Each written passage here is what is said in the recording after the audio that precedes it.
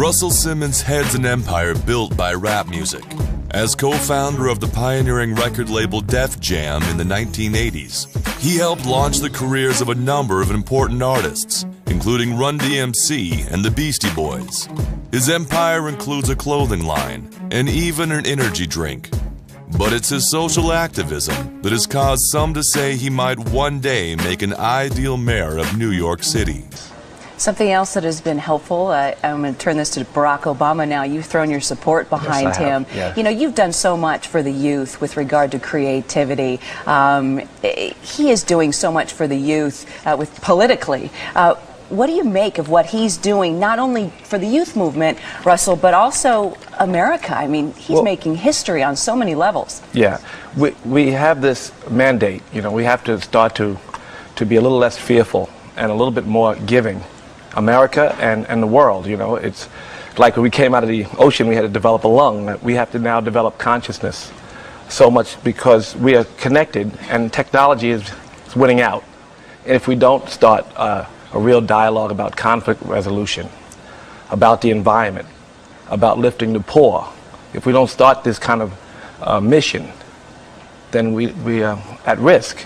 You know, our future. And Obama, I see as the candidate who promotes these ideas.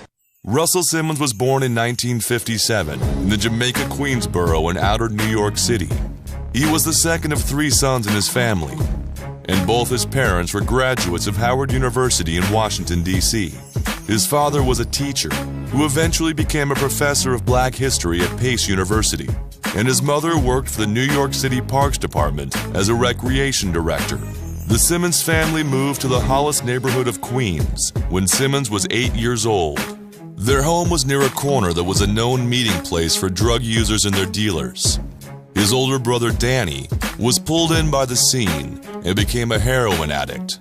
Russell seemed headed down a similarly sad road.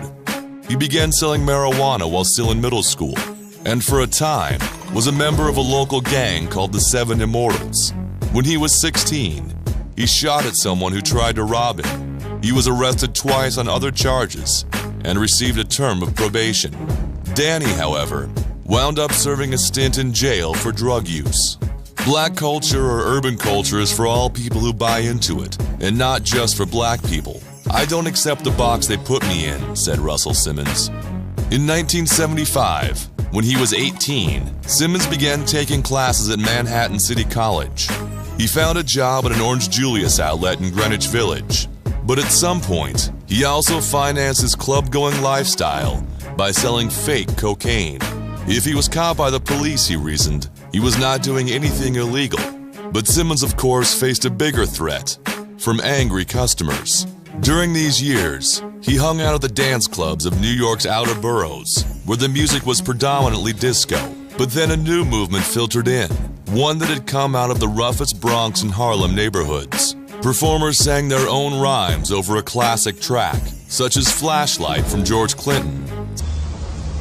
Yeah, tomorrow is near, but pretty much remain the same. As I talk about a phrase they call a street game. A street definition, but the boys who cause trouble, yet to catch one alone. They're scared to bust a bubble. Most homeboys we know, I dropped it in the game. It's best to show some love, or you receive pain. Simmons was at one such club in 1977 when he saw how wild the crowd went over one song from an early rapper and DJ named Eddie Chiba, and he decided that this was the sound of the future. There was a club, Charles Gallery in Harlem, and there was an artist, Eddie Chiba, and it was before there were rap records, and he was a great performer, and I saw him, and my man was promoting these parties. That was his job, and it, you know, you could get in the club free, you know, you could, it was, the girls liked the promoter. So it was a good job, you know, and I had a little... Good work if you can get it. Right. So, but the music, you know, and the artists, the poetry, what they were doing back then was you know, was something I'd never seen. It inspired me. Simmons quit the fake drug business and eventually left City College just a few credits short of a degree in sociology. He began promoting concerts and then formed his own management company for artists, which he called Rush Management, after his childhood nickname. Now, it inspired you to open your first, quote, legitimate business. That's right. and that was Rush Productions. That's right. Some of the first rap songs ever played on radio were from his acts, including Christmas Rappin' from Curtis Blow. He also managed Houdini. But it was the group that his teenage brother Joey joined back in Hollis that put Simmons and his company on the map. That group was Run DMC. Our first artist was Curtis Blow. We currently represent like 40, maybe 40 artists, including Curtis Blow, Houdini, LL Cool J, the Beastie Boys, Run DMC, of course, Davey D, Spider D, Sparky D, a long list. They've all had some success, some more than others. I think people, as they hear it more, they understand it more and will appreciate it more.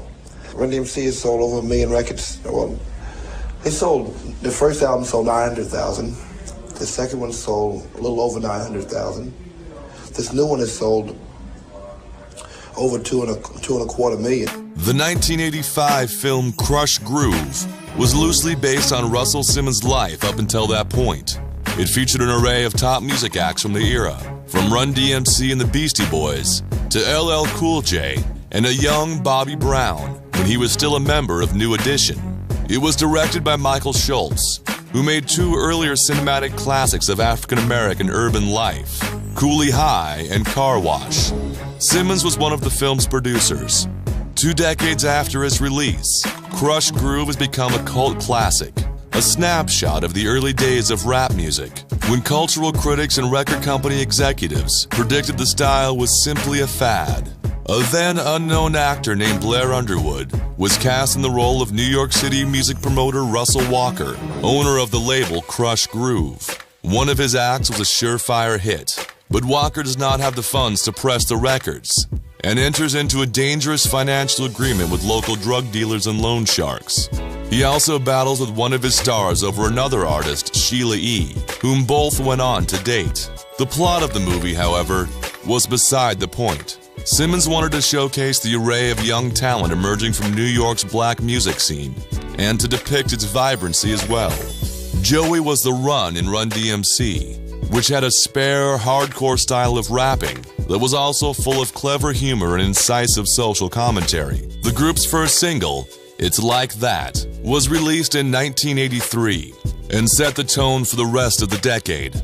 Simmons helped to make his brother's group immensely successful, especially after he teamed with a white college student from Long Island by the name of Rick Rubin. They went on to launch Def Jam Records in 1985. With their first office, located in Rubin's dorm room at New York University, they emerged as the first big players on the rap music scene. The label's first single was from LL Cool J, entitled I Need a Beat, and helped bring Simmons and Rubin a distribution deal with CBS Records. During the mid-1980s, Simmons became known for his sharp ear and his ability to predict the next big thing in music. He helped bring the Beastie Boys to a wider audience, and even revived the careers of the fading rock act Aerosmith, when Run DMC covered their 1975 hit Walk This Way. The two groups even made a video together, which became a classic of MTV's first decade on the air. As Fast Company writer Jennifer Reingold explained, by 2003, the marriage of hard rock and rap seems natural, 2 strands of the same teenage angst and anger. But in the mid-1980s, the idea that black street kids and white suburbanites could like the same music was shocking. Simmons went on to shepherd such performers as Will Smith, when he was still the rapper known as Fresh Prince, as well as Public Enemy, to mainstream success. When asked by model writer Veronica Webb in an article and interview whether he had invented the rap genre, he said, "No, I didn't invent it," he explained, "but I was the first to believe that the artist was bigger than the song. Other labels believe that artists only live record to record. I didn't have that disco mentality that you threw the artist away after the song hit." Words. What is hip-hop? Hip-hop is the name of the cultural expression that comes out of all the people, young people in America, not all, but a great number of the young people in America who are living in struggle. And what I'm trying to say about it is that, like jazz or blues or rock and roll, there was a group that was locked out. It had no voice, but was always, influential, but, bought into whatever America sold them. The difference with hip hop and jazz and blues and rock and roll, it hasn't sold out. even after 20 some odd years. He and Rubin dissolved their business partnership in the late 1980s, but Simmons moved on to conquer audiences elsewhere. In the early 1990s, he launched Def Comedy Jam, which introduced comedians like Martin Lawrence and Bernie Mac, and it became one of the top-rated shows on HBO. They try to make it seem like black people was doing all that stealing, looting and shit. I ain't gonna lie, I got me some shit. No, but it wasn't black people that was doing all that shit. It was the Mexicans. They just didn't show that. And the Mexicans didn't even know what the cause was about. They just saw an opportunity to get some free shit. Serious, a Mexican came up to me, yo, my friend, this is fucked up. This should never fucking happen. The way they beat Rodney Dangerfield was fucked up. In 1992, Simmons founded Fat Fashions, a clothing line, which began growing at a rate of about 30% annually over the next decade. Rush Communications became the umbrella group for all of Simmons' ventures. At one point early in the 2000s, these included an energy soda called DEFCON 3, a wireless phone he designed for Motorola that sold for $549, a joint venture with a top Manhattan advertising agency, a sneaker company with his brother, and the Rush Card, a prepaid Visa debit card aimed at the 45 million Americans who do not have checking accounts or access to credit cards. Simmons said the idea for the debit card came after someone suggested the idea of a prepaid phone card. While the pitch he heard sounded profitable, it was also a ripoff for the users. I will turn away a deal because people have dollar signs in their eyes, he told Business Week online writer David Liss. Making money is a pedestrian activity. The challenge is in creating a product or service the world really needs. No, you know, when you break it down to what makes me happy is like making other people happy. I mean, that's what makes everybody happy. I heard 50 Cent say, do you beep the show? Do you beep it? We beep it. We beep You do all the time, right? It's a hip-hop show, right? 50 Cent said what made him happy. He said he wanted everybody to be on his dick. And I thought about that. I was like, wow. What he meant is he wanted everybody to like him, to like his poetry. And that was all he wanted. And he said, get rich or die trying. And he might have thought he only wanted to be rich, but he really wanted to do is inspire people. So I learned that what makes me happy is, you know, making other people happy. And that's the basis, bottom line. That's how you get money. That's how you get ahead in the life. That's how you do everything that you do. So I learned that. You know, I read that somewhere in Scripture, but it's something that everybody lives by. It's unbreakable law. As committed as he is to building an empire that keeps him at the top of the lists of black-owned entertainment companies in America, Simmons is also interested in moving forward on several new fronts. He launched the Def Poetry Jam, which was also carried by HBO, and even became a Tony Award-winning Broadway show in 2003. I have two poems.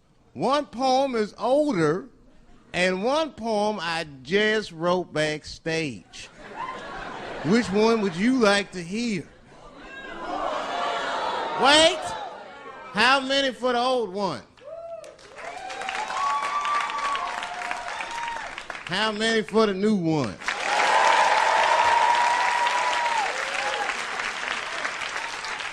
All right, so remember, if it sucks, you ask for it. One night at 3 a.m., I went to the corner store. I forgot why. Oh, that's right, I wanted a bite. I had the munchies because I was high. The store is owned by Mr. Fong, and every day he sees me, he does me wrong. He's Korean. Now, I'd never say I hate all Korean people. I haven't met all Korean people. That hate talks for savages. But even though I don't generalize, I do percentages and averages. So far, I hate 1 out of 5 Korean people I've met so far. And he serves as board chair of the Hip Hop Summit Action Network. The summits are held in various American cities, and mayors regularly appear along with special guests such as Snoop Dogg. They aim to raise political awareness among young Americans and also serve as a voter registration event. Simmons sold his remaining stake in Def Jam in 1999 for $120 million. 4 years later, His empire was estimated to be bringing in sales of $530 million annually. Much of that came from his clothing line, which he expanded with his former wife, former model Kimora Lee Simmons, to include Baby Phat and Phat Farm Kids. They sold a stake in their company in early 2004 for $140 million in an attempt to bring it into more department and specialty stores. When I started, he told New York writer Vanessa Gregoriadis in 1998, they wanted to put me in the ethnic part of the department store, but Phat Farm's best-selling item is a pink golf sweater. It's not a grass skirt or a dashiki. Since then, Simmons has made Phat Farm competitive with such clothing lines as Polo Ralph Lauren and Tommy Hilfiger. In his 2002 autobiography, Life and Death, Sex, Drugs, Money, and God, Simmons recounts his business successes and the personal philosophies that keep him grounded. A vegan, he practices yoga daily and makes all his employees read the 7 Spiritual Laws of Success by Deepak Chopra and then submit a report on the book. Some of his top executives began as interns at the company long ago. I surround myself with people that share the same spirituality that I believe in, he told Liss. People who are focused on living better and not just on being out for themselves. I want to be around people who aren't just money-oriented, but are focused on how they can give back to the community. Simmons enjoys a lifestyle that mirrors that of the most successful of his music legends, but it is also one that puts him in the same categories as corporate New York's biggest players. He is recently divorced from Kimora Lee Simmons, with whom he shares 2 beautiful daughters, Ming Lee and Aoki. He has an office on the 43rd floor of a midtown Manhattan skyscraper, spends summer vacations in the Hamptons, and lives in a 35,000 square foot mansion in Saddle River, New Jersey. He and his former wife hosted a fundraiser for Hillary Clinton during her successful bid for a New York State Senate seat in 2002. And he has also worked to overturn the harsh New York State statutes known as the Rockefeller drug laws. A lot about the Rockefeller drug laws. You've been, not only that, you've been putting these commercials on television and everything else, right? Wasn't that you? Yeah, about the I figure it's our right to educate the masses on that issue. The idea is to show what the Rockefeller drug laws have done and how many people are in prison because of 3 times and you're out, an idea. Well, it's not 3 times and you're out. You can get out 1 time. You can get arrested selling 1 dime bag of crack, and you can stay there for 15 years. Okay, but the whole range of them, the one that... Yeah, just very tough laws, very, very tough laws, 30 years old. Right. And those laws are 30 years old, they're unjust, and for 3 terms, Governor Pataki has been trying to change them. Right. These date back to 1973 and the term of Governor Nelson Rockefeller, and forced courts to give even first-time drug users long jail terms.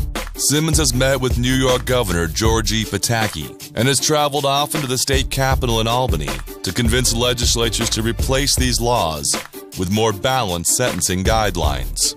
Governor Pataki is just one of many high-profile New Yorkers who respect Simmons. According to Newsweek's Roberts, fellow rap mogul Sean P. Diddy Combs said that Russell is raising the bar for us with our power to be responsible, not just for ourselves, but for our people. Real estate mogul Donald Trump told Reingold that, I consider him one of the great entrepreneurs out there today. He's a fabulous guy with a tremendous understanding of business. Simmons is sometimes mentioned as a future New York mayoral candidate, but he claims to have no political ambitions other than using his platform to raise awareness about timely issues.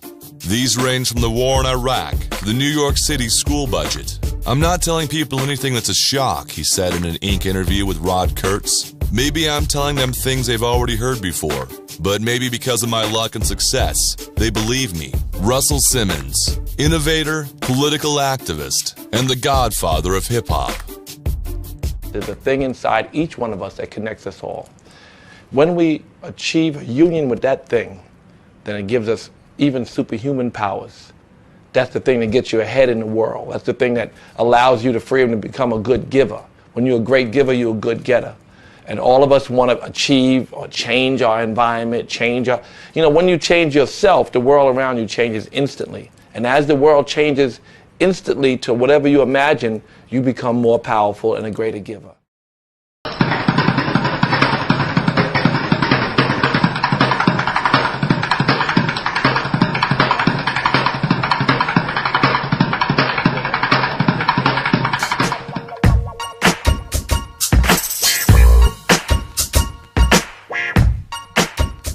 Yo, what's up, y'all? It's your boy P. Diddy. Just telling y'all a little bit about myself, how I got started in the game. You know, ever since I was a kid coming up, you know, from a child, like, I always loved music, always loved dancing, always loved just singing and entertaining. Diddy, the biggest hip-hop impresario of the mid-90s, Sean Puffy Combs, or Puff Daddy as he was known on his own musical projects, created a multi-million-dollar industry around bad boy entertainment, with recordings by the Notorious B.I.G., Craig Mack, Faith Evans, 112 in total, all produced and masterminded by Combs himself. Responsible for over $100 million in total record sales, and named ASCAP's 1996 Songwriter of the Year, Combs was, on the other hand, criticized by many in the hip-hop community for watering down the sound of the underground, and also for a perceived over-reliance on samples, as practically the sole basis for many of his hits. A very successful A&R executive at Uptown Records during the early 90s, responsible for sizable hit records by Father MC, Mary J. Blige, and Jodeci, Combs formed his own bad boy label, signed Notorious B.I.G., Evans, and Craig Mack, and earned enough hits to cement an alliance with Arista Records, a highly publicized feud with Death Row Records, in which Tupac Shakur and label head Suge Knight served as the West Coast equivalents to the Notorious B.I.G. and Combs, was ended in late 1996, when Shakur was murdered and Knight was jailed. 6 months later, Notorious B.I.G. was dead as well, and after Combs mourned his friend's death, he hit the pop charts in a big way during his biggest year, 1997.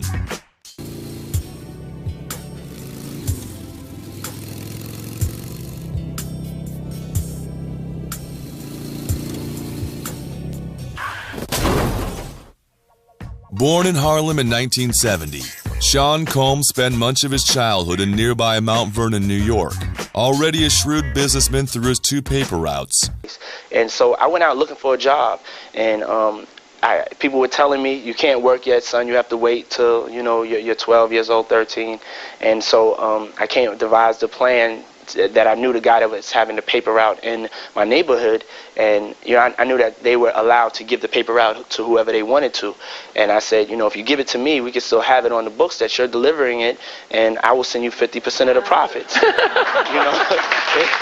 Combs applied to Howard University in Washington, D.C., and while attending, convinced childhood friend Heavy D to sign him up as an intern at the record label he recorded for, Uptown Records. And all my favorite records were made by Uptown Records. They had Guy, Heavy D, Al B. Shaw, and all my other favorite records were made by Def Jam. So I called both those record companies every day, and I said, you know, I want to work for free. I want an internship. At that time, they didn't really know what an internship was. I heard about the term internship from the pre-med students that I was in college with, and they would go and work for free, but gain knowledge through their experiences. So I explained that to the record companies, and I had a meeting with Leo Cohen. And at the meeting, you know, he was like, "What are you doing here? And what would you like to do?" And then he said, "Okay, call me back." And I called him back. I could never get him back on the phone. And then I had the same meeting with Andre Harrell. And he was like, "Well, if you want to work for free, you came to the right place." Several months later, he was an A&R executive with his sights set on the vice presidency, serving as the executive producer for Father MC's 1990 album Father's Day, which became a hit. Successful albums followed for Mary J. Blige and Heavy D and the Boys in 1992, but Combs was fired from Uptown the following year, probably because he was too ambitious. He worked as a remixer during 1993 and set up Bad Boy Entertainment as his own venture, running the label out of his apartment during long hours with only several employees. After more than a year of hard work, he finally signed 2 hit artists, former EPMD roadie Craig Mack and the Notorious B.I.G. Mack hit the big time in mid-1994 when a remix of his Flavor in Your Ear single featuring LL Cool J, Busta Rhymes, Rampage, and Notorious B.I.G. hit the top 10 and became the first platinum record for Bad Boy. B.I.G. notched the second at the beginning of 1995 when his own second hit, Big Papa, reached number 6 on the pop charts. Mac's album, Project Funk the World, eventually went gold, and Notorious B.I.G.'s Ready to Die was certified double platinum. Sean Puffy Combs began branching out Bad Boy during 1995, adding platinum R&B acts Faith Evans and Total, both of whom were connected to B.I.G., Evans as his wife, and Total as his former backing vocal group, plus another platinum seller, 112, in 1996. He also produced for many outside artists, including Aretha Franklin, Boyz II Men, Mariah Carey, TLC, SWV, and Lil' Kim, and added 2 straight-ahead hip-hop acts, Mace and The Lox. By that time, however, Combs and B.I.G. were embroiled in a feud with Death Row Records head Suge Knight and their star Tupac Shakur. This bullshit about the East Coast and the West Coast started when we went out to New York to do the Source Awards. And Mr. Knight went on stage, and he's in New York City, and we all know Puffy's from New York City. Any artists out there want to be an artist and want to stay a star, and don't want to have to worry about the executive producer trying to be all in the videos, all on the record, dancing, come to Death Row.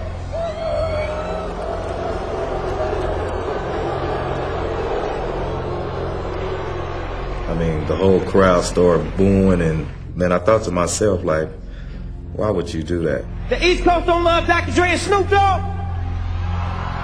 The East Coast ain't got no love for Dr. Dre and Snoop Dogg and Death Row.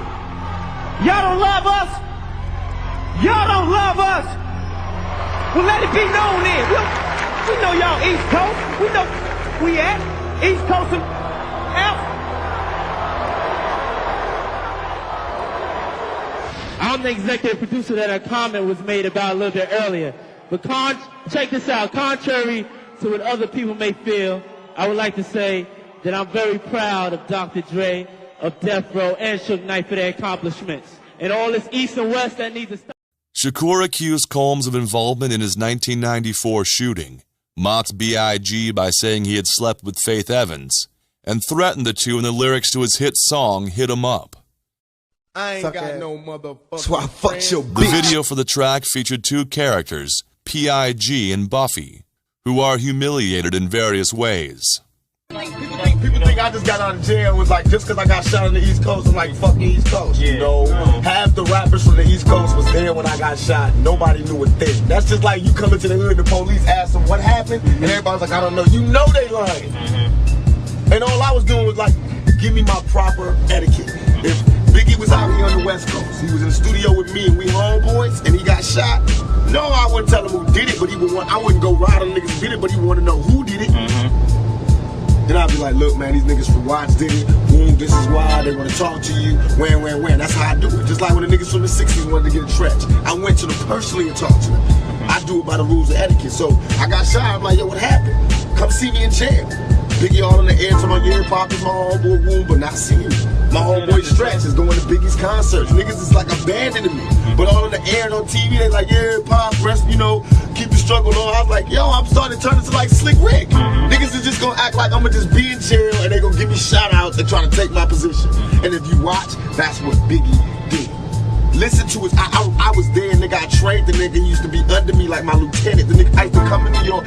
I used to do shows and let the nigga come on before I did Keep Your Hand Up and Get Around. Because nobody knew the nigga in New York. And I used to tell the nigga, yo, if you want to make your money, you gotta rap for the bitches. Do not rap for the niggas. I told the nigga, don't rap for the niggas. Rap for the bitches. The bitches will buy your records and the niggas want what the bitches want. So all of a sudden he changed from being listen to party and bullshit, listen to his style. He changed from that to Big Papa. In September 1996, however, Shakur was shot and killed by unknown assailants. Just 6 months later, in March of 1997, B.I.G. himself was killed in the same fashion. Just 3 weeks later, his second album debuted at #1 and was eventually certified 6 times platinum. The single Hypnotize also hit #1 and stayed on the charts for months after B.I.G. was killed. Though Combs had been preparing his own solo debut under the name Puff Daddy, he quit working for several months out of grief for his longtime friend. during this time, I lost my friend and my biggest recording artist, Notorious B.I.G. And during this time, before he had passed away, I started making my own records. So I put out the Benjamins and Can't Nobody Hold Me Down. So while Biggie was alive, I had 2 hit records, and Biggie was like my manager. So that was the whole thing. We were just having fun. When he returned in mid-1997, it was with a vengeance, as the single Can't Nobody Hold Me Down held the top spot on the singles charts for almost 2 months. Following quickly behind was another monster #1 hit, I'll Be Missing You, a tender tribute to Notorious B.I.G., with Faith Evans providing background vocals. Combs' subsequent LP as Puff Daddy, No Way Out, shot straight to #1 and was certified platinum several times over.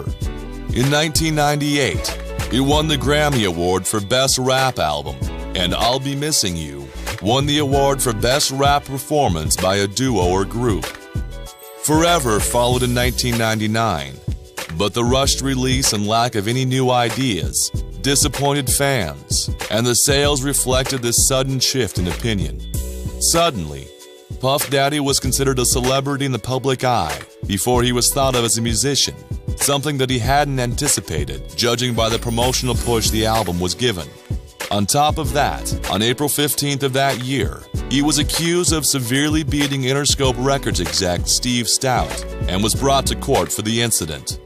According to Stout, things got ugly when Puff Daddy decided he no longer wanted to be shown crucified in a Nas video he had filmed earlier in the year. Stout was Nas's manager and left the offending images in the video, which prompted Puffy to visit him in his office. Both parties admitted to the assault, although Puffy downplayed Stout's broken arm and jaw as fake injuries. As he waited for the court date to appear, he lost the locks from his Bad Boy label when they complained to the public loudly enough about their desire to leave their business situation. Puffy managed to get his sentence trimmed down to second-degree harassment when he finally reached the courts in September. Much to his detractors' dismay, he was forced into a one-day anger management class and faced no other charges. But the public disdain for Puffy reached new heights when his recording studio was assaulted with gunfire during a recording session with Lil' Kim and Lil' Cease. Rumors flew as to why the gunfire took place, but no solution was ever offered. More controversy started brewing when his relationship with singer-actress Jennifer Lopez was made public around the same time. The rumor that the two were engaged haunted them for a few months, but the real problems began when the two were present for a shooting at a New York City club that December. The couple were brought in for questioning, eventually leading to both of them facing charges for illegal possession of a firearm. A stolen gun was found in their vehicle, which sped away after the incident took place. 2 other members of their entourage were charged, but Lopez was let go after the evidence was reviewed. They claimed to be the victims of circumstance once Puffy was released on bail, but one of the bouncers from the club turned around and hit the accused with a $100 million lawsuit due to gunshot injuries. Puffy testified in front of a grand jury because of the incident, but Lopez was never called to speak, despite being asked to be present. Magazines began to attack their relationship, claiming that the couple was on the rocks and that Lopez was worried about her reputation. Meanwhile, rapper Shine was indicted for the incident, but Puffy was not dismissed because of the weapon situation. He decided to flex his financial and social power while awaiting his fame, calling in powerhouse lawyers and even the Reverend Jesse Jackson to work on his behalf. Despite his stance, he was indicted on the charges, prompting him to react with a not guilty plea. Lopez finally announced her support for the rapper after a strangely quiet period. And in a bizarre move, he also donated a large sum of money to Hillary Clinton's senatorial campaign.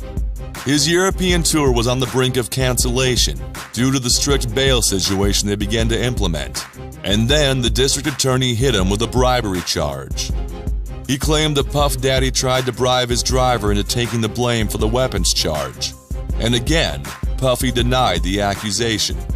He managed to pull off his tour overseas, only to return home to find his lawyers trying to have the charges dismissed. A party thrown by Puffy and rapper Heavy D 10 years earlier came back to haunt him, as one of the teenagers present sued him for leaving her with post-traumatic stress syndrome and Graves' disease stemming from the incident.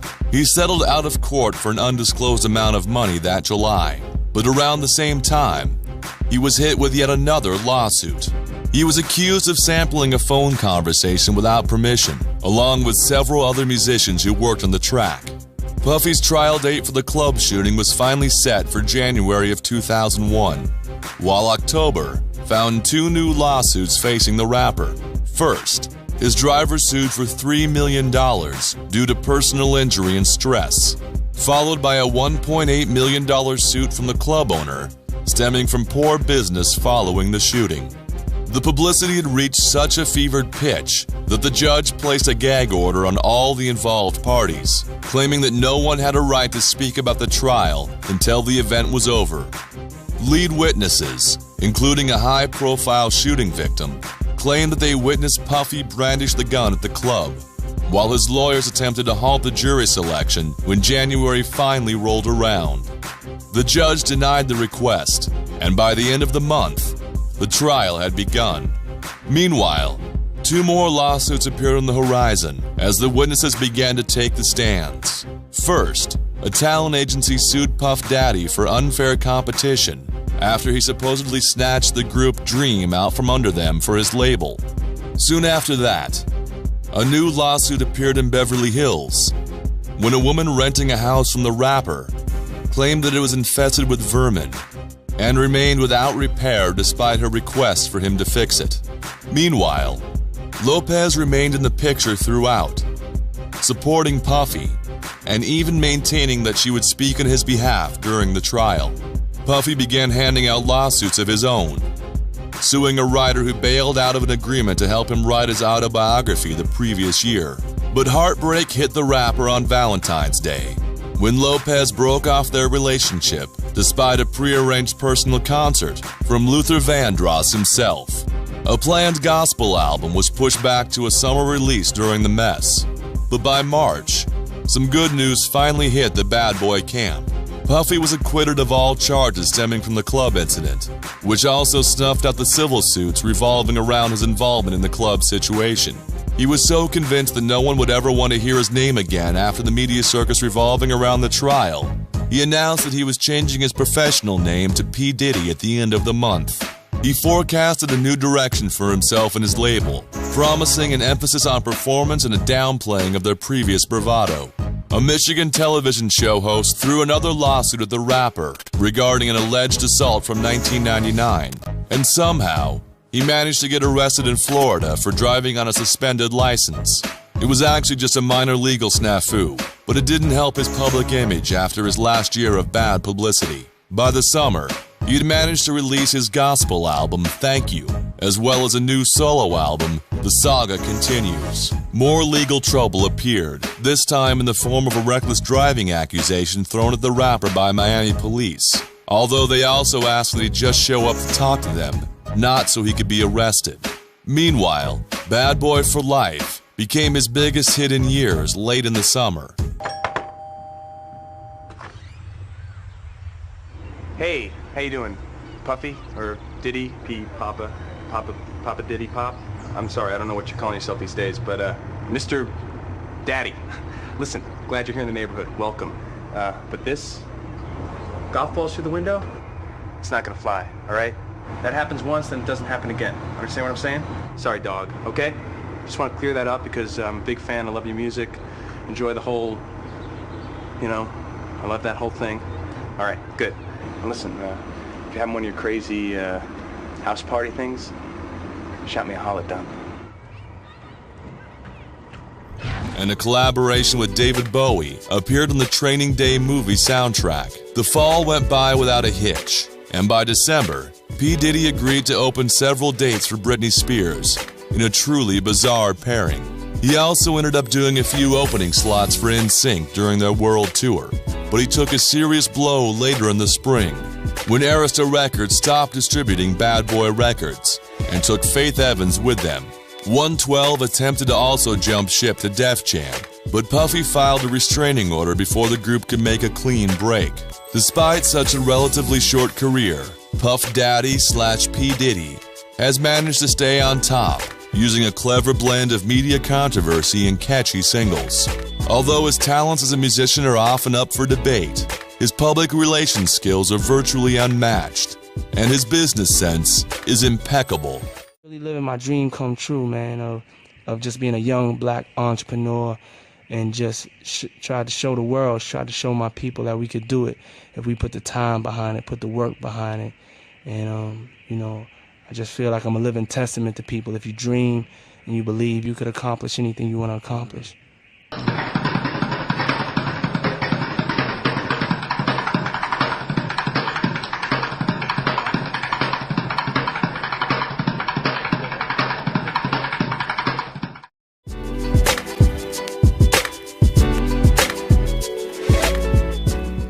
Damon Dash, CEO of Rockefeller Records, Rockwear Clothing, Norman Del Vaca, America Magazine, Dash Films, Rockefeller Films. Damon Dash founded Dash Entertainment with his cousin Darian Dash at the age of 19. He founded Rockefeller Records with Kareem Biggs Burke and Jay-Z, and later started the Rockwear Clothing line in Rockefeller Films. In 1998, he produced Jay-Z's album Hard Knock Life Volume 2, produced the films Streets is Watching and Backstage, and in 1999, organized the Hard Knock Life Tour with Jay-Z, Redman, DMX, and Method Man. In 1998, when rap surpassed country to become the third best-selling music genre behind R&B and rock, a spotlight was cast on rap industry executives. It's become part of the hip-hop culture now to become a business mogul. L. Londell McMillan, an entertainment attorney, told Black Enterprise, "Unlike other music genre executives, those in the business of rap and hip-hop were quick to sell not just records, but to market a culture." The brand Rockwear reaches the whole planet. I mean, it starts from a hip-hop individual, but it's colorless, it's quality, which translates into being timeless. As you see, we do different things that we're not expected to do. Had Naomi Campbell, Victoria Beckham spearhead our campaign. Now we got Omira, the girl from the Change Clothes and Go video, supermodel. All my artist support. We're lifestyle, but the lifestyle we portray is being intelligent, being positive, all about getting money, being on your grind 100%, being fresh to death, popping tags, and just being a rock star, colorless, and accepted by all walks of life. We started about 4 or 5 years ago, around the Hard Knock Life tour. I was a little aggravated because Iceberg wouldn't give us our props for making their business. For Jay-Z was talking about Iceberg, and then we had the whole urban market wearing it. They didn't want to pay us. They didn't want us to do a campaign. They didn't want to have really nothing to do with the urban market. So it kind of bothered me. So I said, you know what? Instead of endorsing other brands, I'm endorsing my own. We put one together, and then all of a sudden now Iceberg and all these other clothing companies now want to exploit the culture, even though they're not from it. But they have to appreciate the marketing dollars. Because I know I took a lot of money out their pocket. So I don't want to say that was the main reason why I decided to start Rockwear, but it was one of the reasons why I went at it so feverishly. And how come I decided once I get in that game, I'm not going to stop. I'm going to make it bigger and better. And I want to be bigger than Ralph Lauren and Calvin Klein and Tommy Hilfiger. I should be. I'm of the culture. And also I transition to other cultures. See, Ronson line is good, colorless. So, that's basically the history. With a diverse spread of film interests, a successful clothing line, and other marketing tie-ins, in addition to backing multi-platinum records, Damon Dash has become one of music's most prominent moguls. As CEO of Rockefeller Records, the Rockefeller Film Division, and the Rockwear Clothing Company, "I'm a millionaire after taxes," Dash said in an interview with Black Enterprise. Though he was raised in Harlem, Dash was a scholarship student for a time at the South Kent School in Connecticut. He got his start in the entertainment business at age 19, when he and his cousin, Darian Dash, started Dash Entertainment, an artist management company. After finding record company executives uninterested in their ideas or artists, the pair, frustrated, quit the business. Rockefeller's most prominent artist has emerged in Brooklyn-raised rapper Jay-Z. Dash met struggling rapper Jay-Z after the dissolution of Dash Entertainment, and the two became fast friends. I met Jay through Clark Kent. Okay. You know what I'm saying? But you know, to me, like, you know, back then Harlem niggas and Brooklyn niggas were extremely different. But he didn't act as different. You know what I mean? There was a little difference, but it wasn't as much. Right. So it was like you got the best of Harlem at the time. I thought the best of Brooklyn. You know what I'm saying? And we kind of had the same ideals in common. You know what I'm saying? So it was almost like if you know, Jay Swagger was kind of a Harlem swagger. And that's because he was around Harlem niggas. You know what I'm saying? Dash became the rapper's manager, but couldn't get him signed to a record deal. Finally, they decided they had better insight into how to market urban music and style, according to writer Charles Whitaker and Ebony. We knew that people liked our music and were imitating our style, the way we dressed, Dash told Ebony. So from the start, we said we wanted a company that would promote that urban culture to a mass audience. They wanted to do it all: music, clothes, film, and believed they could do it better than a lot of the competition. So Dash, Jay-Z, and third partner Kareem Biggs Burke put their money together, pressed some records on their own, and secured a distribution deal, launching Rockefeller Records in 1995. After the independent album went gold, selling 500,000 copies, the same record companies that had turned down Dash and Jay-Z were now eager to do business with them. When record companies were first courting us, they came to me with a nigga deal where they make you think you own a label and you really don't, Dash told Black Enterprise. I wanted a joint venture because I knew I was going to be successful and the equity would be worth something down the line.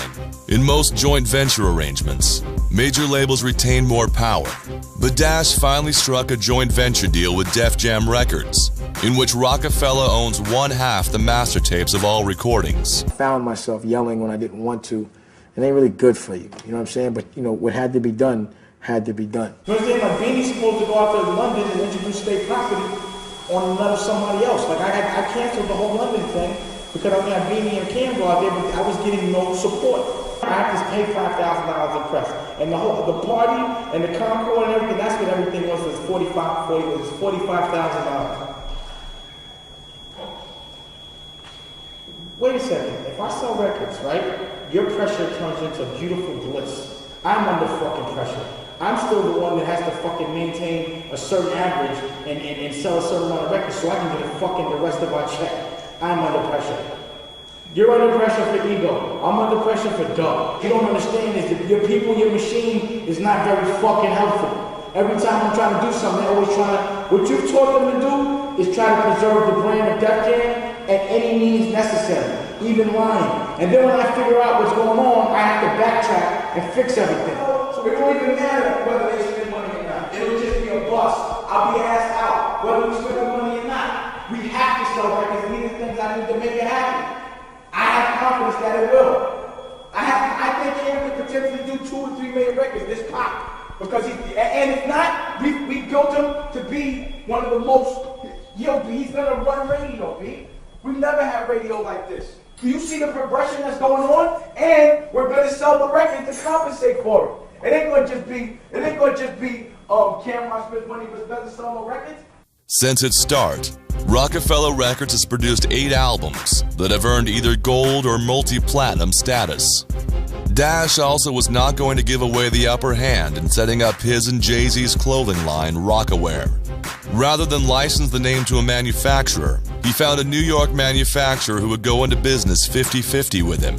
I may not know how to manufacture and design clothing, but I have a brand that I can bring to it, Dash told Black Enterprise. Though many Jay-Z fans could be seen sporting Rockaware gear, it's been more about the clothes and the quality than the artist, Dash said in an interview with USA Today. People look at the clothes as being good clothes, as opposed to being Jay-Z's line. That might have gotten their curiosity going, but it's not that easy. You have to make quality clothes to stay in the business. That said, Dash admitted that a lower-level artist than Jay-Z might not have been able to launch a successful clothing line. He told USA Today that only a few artists are influential enough and business savvy enough to make it lucrative for them. The line was targeted at males between 14 and 30 years old and included men's clothes in the $23 to $600 price range. Kids' clothes ran from $15 to $60. The clothes were predominantly denim, with a selection of t-shirts, sweatshirts, sweaters, jackets, leather, and accessories. After launching in 1999, Rockaware reportedly did $100 million in sales in 2000, putting it in competition with Def Jam founder and rival Russell Simmons' Fat Farm line, as well as more high-profile lines by such designers as Calvin Klein and Tommy Hilfiger. Dash road-tested the Rockefeller brand name in 1999 with the Hard Knock Life Tour, a 50-city large arena tour headlined by Jay-Z and featuring Redman, DMX, and Method Man. Though he encountered resistance because of the perceived threat of violence at the events, Dash researched every detail, and the tour was notable for its lack of incidents among fans and performers. The artist played to mostly sold-out crowds, and the tour broke rap genre records for ticket sales. The tour reportedly grossed over $13.7 million, ranking it at number 10 in sales for the first half of 1999. Despite having to fight for attention as an unknown film producer in the Hollywood establishment, Dash launched Rockefeller Films in 1998. Dash's goal with the production company was to create urban films that did not glorify sex and violence, but illustrated the consequences of his characters' actions. Dash turned out two reasonably successful straight-to-video films, Streets is Watching, the semi-autobiographical movie based on Jay-Z's songs, and the concert documentary Backstage, which went behind the scenes of the Hard Knock Life tour. Boston Globe critic Lauren King called Backstage a gritty and freewheeling documentary. The film follows the artists of the Hard Knock Life tour with a raw, behind-the-scenes peek that strips away preconceptions, often stereotypical and judgmental, about the rappers, King wrote, revealing the drive, brains, anger, pain, and humanity of the urban hip-hop scene. New York Times critic Elvis Mitchell wrote that the film captures the standard life of revelry and exhaustion that is typical of concert music, as well as the performer's awareness of the way rappers are perceived. Mitchell summed up, "Backstage isn't as good as the rap documentaries Rhyme and Reason and The Show, but it still casts a keen, observant eye, even though video fatigue sets in on this world." Also, a thing that's very disheartening is it seems like the community of black people only go for self within the corporate infrastructure, and they just shit on each other. You know what I'm saying? Like, you would think a guy like me, the rest of the community would embrace because I'm fighting for the underdog. You know what I'm saying? But I notice a lot of the black people that are in a position to help only help themselves. You know what I'm saying? And I honestly think that's not fair. That's why, like, if my man Fendi's doing something, I know Fendi for so many years, how I'm not going to do something for him? How I'm going to tell him no? There ain't no way I could tell a friend of mine no if he's not making me sacrifice no integrity. Of course I'm going to help him get where he got to go. And I know how many doors was closed on me, so I'm going to open the doors anytime I can, but I'm not noticing everybody else doing that. I'm noticing a lot of people just truly going for self.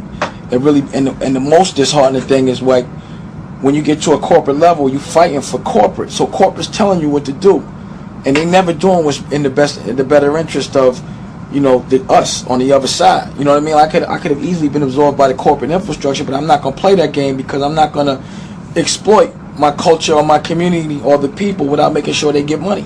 So I've always fought for, you know, the smaller individual. You know what I'm saying? So, you know, you got to watch that, and you got to look at the way people treat other people. Like, I don't judge people by the way they treat me, because a lot of people have a fear of me. So of course they're gonna carry me a certain way. But sometimes I watch how they carry other people, and based on that, I'm like, yo, this dude is a scumbag. This nigga's a liar. He's a snitch. He don't give a fuck about nobody but himself. You know what I'm saying? Your man Steve Stout, I don't like the fact that every time someone wants to sue me, he goes and gets the lawyer for him. I think that's some corny shit. Suing niggas to me is corny. You know what I'm saying? Getting order of protections are corny. I don't like that shit. You know what I'm saying? And he did the same shit to Jake. So that's why I have a problem with him. I don't be running around screaming on him, but yo, somebody's trying to sue me. I hear he's the one getting the lawyer. I'll be like, damn, what kind of shit is that? He supposed to be like, what you doing? You know what I'm saying? But that's the thing. You got to think, you know, you got to live by the ideals. Maybe he doesn't know no better. I guess he's a civilian, but he better stop playing all the time. It's not right. You know what I'm saying? So who's getting the lawyer? Well, Stout always gets the lawyer. Like, if somebody trying to sue me, they'd be like, who got you the lawyer? The consultant is always Steve Stout. When Holmes was suing Jay for that incident, he got the dude the lawyer, got under the lawyer. Same lawyer he got to get this nigga Smokey to try to sue me. And I'm like, damn, what part of the game is that? Like, you know, not only is it just wrong, it's like, damn, mind your business, man. Damn, you know what I'm saying? So that's the part that gets disheartening. You know what I mean? You never know what else is going on behind closed doors, the shit that I don't know about. And running and telling the newspaper and all that is corny. You know what I'm saying? It's corny. And I think, you know, a lot of people forgive more than I got to give a big shout out to Puffy, because I see him hanging out with stuff like, damn, you hang out that dude after he sued you? You know what I'm saying? After he testified, try to put niggas in jail? That shit bugs me out. You know how niggas can run do the stitch, but like I said, he got a bigger heart than me. So big shout out to him, you know what I'm saying, for forgiving. I just can't forgive snitching, because where I'm from, that's the worst thing on the planet, is to talk to the police and testify and all that. And I can't get money. I don't care how much money it is. Nigga got $1 billion. I mean, it's stupid, but that's the way I am. He got $1 billion for it. He's a snitch. I don't want nothing from him. He ain't got to get me no money. And that's really that.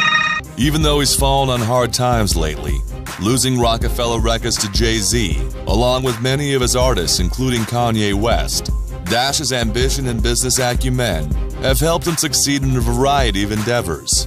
How did, like, I look in the magazine and I see everybody with Jay. I'm like, how did that happen? Like, state property, you got Clue, you got Memphis. I mean, how did everybody end up with him?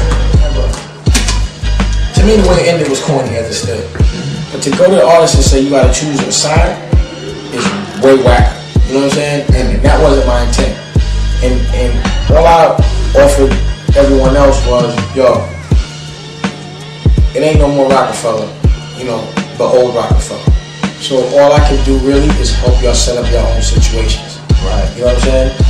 So in answer to Bleak, I mean, he got the role with Jay. Right. I don't think he didn't have enough to start his own situation. And I wouldn't even expect him to. All I really was talking to really was Cam and Beans.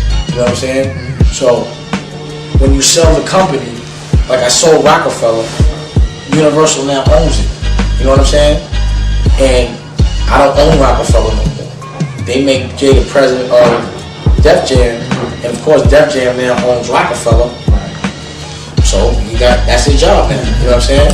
But because of my position, you know, I made it to where Cam could get off the label and get 3 distribution deals somewhere else. Beans was locked up. I went to Beans and was like, yo, it ain't no choosing no sides. You know what I'm saying? But since your own situation up right now, you can. You know what I'm saying? Just let me know what you want me to do. I'm going to go ahead and do that for you, if you know this. As a producer and founder of his own record label, Dash has earned the title of music mogul, and with his forays into fashion and film, he has brought hip-hop culture to a wider audience.